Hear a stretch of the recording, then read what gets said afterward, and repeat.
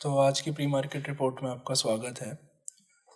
Market में थोड़ी negativity, थोड़ी निराशावादी बातें देखने को मिलती जा रही हैं। इसका मेन कारण ये है कि निफ्टी अब 2 दिन से गिर रहा है। बहुत ज़्यादा नहीं गिरा है, मैं इसे स्टिल फॉल से ज़्यादा कंसोलिडेशन ही मानूंगा। तो जैसा कि निफ्टी पहले इतना ज़्यादा बढ़ा, थोड़ा सा करेक्शन लाजमी है, थोड़ा सा करेक्शन होगा भी। एंड स्पेशली वीकली, अगर हम वीकली एक्सपायरी देखें तो वीकली एक्सपायरी में बहुत ज़्यादा कॉल ऑप्शन राइट किए गए हैं एंड वीकली एक्सपायरी का पुट कॉल रेशो भी अब बहुत ज़्यादा कम आ गया है। तो हमें थोड़ा सा इसमें अपनी स्केप्टिकल आय रखनी चाहिए कि जब भी हमारा पुट कॉल ऑप्शन 0.6 0.7 के आसपास आ चुका है अब निफ्टी का पुट कॉल रेशो, तो इसके बाद निफ्टी का फर्दर फॉल जाना थोड़ा सा मुश्किल हो जाता है। क्योंकि जब इतने सारे लोग शॉर्ट में होते हैं, उसके बाद अगर निफ्टी थोड़ा बहुत भी डाउनफॉल लेता है, लोग अपने प्रॉफिट्स बुक करते हैं एंड निफ्टी वापस थोड़ा सा अप साइड पे जाने लग जाता है। तो इन रीजंस की वजह से मुझे स्टिल लगता है कि निफ्टी रेंज बाउंड रहने वाला है। मुझे नहीं लगता कि निफ्टी 17,500 को ब्रेक करेगा इस वीक में। जबकि अगर हम मंथली ऑप्शंस के बारे में बात करें तो मंथली ऑप्शन स्टिल एक 1 का पीसीआर रेशो मेंटेन करे हुए है। वीक मंथली ऑप्शंस के एनालिसिस में अभी तक कोई भी मेजर चेंजेस नहीं आया है। मंथली ऑप्शन स्टिल एक रेंज बाउंड मोशन दिखा रहे हैं 17,400 टू 18,100 के बीच में। एंड मेरी उम्मीद भी अभी यही है कि उसमें भी ऐसे ही कुछ हमें बेसिकली इसी रेंज बाउंड मोशन शायद से हमें देखने को मिलेगा अपनी इस मंथली एक्सपायरी के बीच में। मैं भी उसी बेसिस पे ट्रेड लेने वाला हूँ। एंड सेकेंड ऑफ ऑल, अगर हम बात करें ग्लोबल मार्केट्स की, तो ग्लोबल मार्केट्स आज मोर और less at least US markets flat रही थी, जहाँ हमें जेपी मॉर्गन से थोड़े से हमें पॉजिटिव पॉइंट्स मिले थे। वही गोल्डमैन सैक्स के रिजल्ट ने हमें कुछ नेगेटिव पॉइंट्स की तरफ धकेल दिया, जिसकी वजह से यूएस मार्केट्स के जो गेन्स हुए थे वो वाइप आउट हो गए हैं। तो यूएस मार्केट्स अब फ्लैट है। अगर हम बात करें एशियन मार्केट्स की, एशियन मार्केट्स आज थोड़ा सा लोअर साइड पे ट्रेड कर रही हैं, थोड़ा सा नेगेटिव बायस के साथ हैं आज एशियन मार्केट्स। तो हमारे पास थोड़े माइल्ड नेगेटिव बायस के साथ आज हम थोड़ा मार्केट में जा रहे हैं। हालांकि SGX Nifty almost flat opening दिखा रहा है।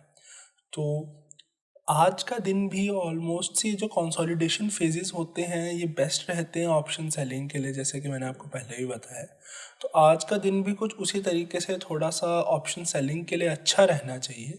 अब यहाँ पे जो अगर मैं पर्सनली ऑप्शन सेल करता हूँ तो मैं पर्सनली अभी वीकली ऑप्शंस की तरफ नहीं देखूंगा। वीकली ऑप्शंस में अभी अनसर्टेनिटी बहुत है कि लॉन्ग टर्म पैटर्न में निफ्टी बुलिश लगता है मुझे। लॉन्ग टर्म बेसिकली जो निफ्टी के फंडामेंटल्स हैं, जो निफ्टी के पी रेशोस चल रहे हैं, उसमें मुझे निफ्टी थोड़ा बुलिश लगता है।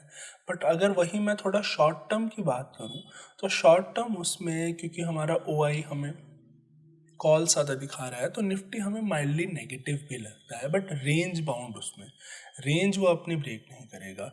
तो अगर मेरे को कुछ वीकली उस पर अगर मेरे को कुछ पोजीशंस लेनी भी है वीकली व्यू पॉइंट पे, मैं स्टिल मंथली ऑप्शंस की तरफ जाना ज़्यादा प्रेफर करूँगा। तो निफ्टी में अगर मैं अगर अपने कुछ मंथली ऑप्शन सेल करूँगा तो अपने 17,500 एंड 18,000 के बीच के मैं अपने मंथली ऑप्शन सेल करने की सोच सकता हूँ। मैं आज HCL टेक्नोलॉजीज़ में भी ऑप्शन सेलिंग पोजीशन ले सकता हूँ।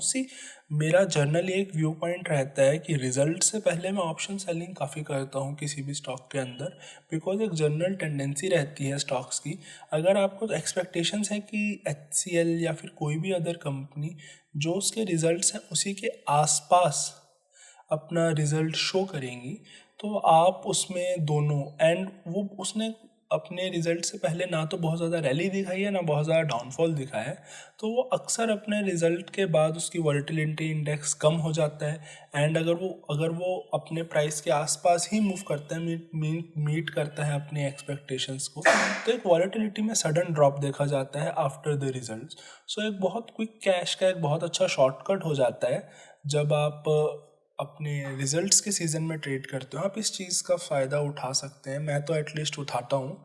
तो कभी कभी अपने एनालिसिस में ये चीज़ ज़रूर देखी जा सकती है कि रिजल्ट से पहले उनकी वॉलेटिलिटी इंक्रीज़ करती है, तो just before the day of result, जैसे कि आज अगर मैं HCL में टेक्नोलॉजीज़ में अपनी पोजीशंस लेता हूँ तो वो पोजीशंस मैं अपनी आज बनाऊँगा।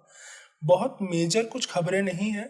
हाँ, दो चीज़ें मैं ज़रूर पॉइंट आउट करना चाहूँगा कि कल जो अफवाहें आ रही थी कि government long term capital gain tax बढ़ा सकती है, उसके लिए सरकार की ऑफिशियल स्टेटमेंट आई है कि वो अभी ऐसा कुछ नहीं सोच रहे हैं।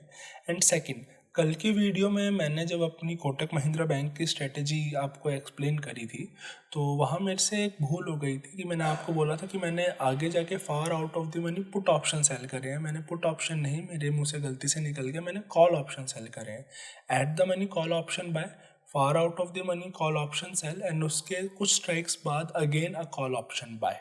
तो ये थी मेरी कोटक महिंद्रा बैंक की स्ट्रेटेजी। एंड आज की मार्केट्स में मैं फर्दर बहुत ज़्यादा एक्शन भी एक्सपेक्ट नहीं कर रहा और ना ही मैं आज बहुत ज़्यादा ट्रेड करने वाला हूँ। I am again working on some fundamental long term trade, and उसके बारे में मैं आप लोगों को जल्दी बताऊँगा।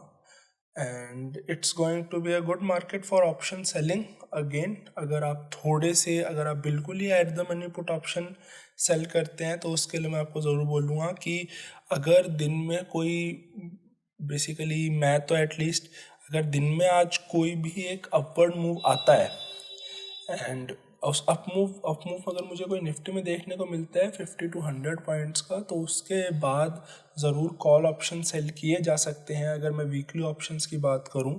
बट अगर मंथली ऑप्शंस की बात करें तो अगर मैं 18,000 और 17,500 के बीच में रहूंगा तो मुझे नहीं लगता मुझे कोई ख़ास दिक्कत उसमें आनी चाहिए।